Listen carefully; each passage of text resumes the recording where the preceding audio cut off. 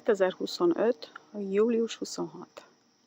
Úgy gondolom, hogy mivel olyan gyönyörű lámpákat szerelt fel a drága férjem, voltam, hogy lefilmezzem este is a kertet, legalább azt, hogy van kivilágítva a garázs, a ház, a függőlámpák, mert ez mind nagyon szép és nagyon hangulatos este.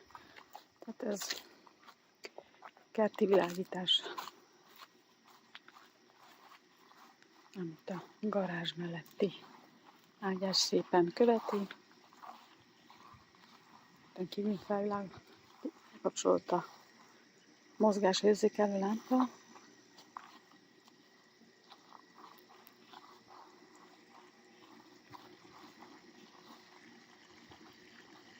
Rendes körülmények között itt a ház oldalán is kéne égjen, de még nem kapcsolódott fel. Meg végigmutattam ezt a vájást, most felkapcsolódott a ház oldalán is. Mostan zöld fényben van minden kivilágítva. Fentről, alulról. Amit én nagyon szeretek, az, hogy ezt a szembeni ágyás meg a sötét sarkot is sikerült kivilágítani. Hát a ház most történetesen piros, fehér és kékbe van kivilágítva. Ezek már több éve itt vannak. Ez az új világítás, ezt szeretem.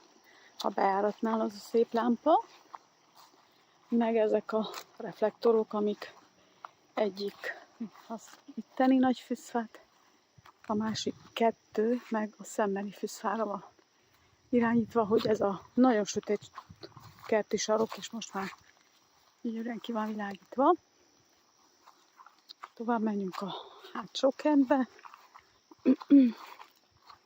Itten ezek a ház elejé lámpák kivilágítják ezt a gyönyörű fenyőt. A garázs is jól néz ki.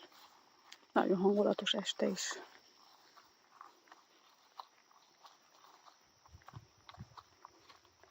A függőlámpák, meg itt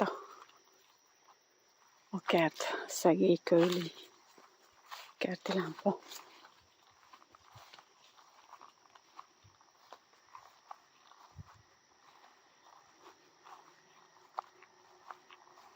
Végig mindennek a világítva a kert. Nagyon-nagyon hangulatos este is.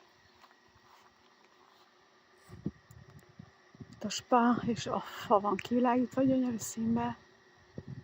Nagyon-nagyon szeretem, nagyon hangulatos este. És meg a függőlámpák, amik ezek is már kb. 2 éve vannak. Tehát ez volt a kert este.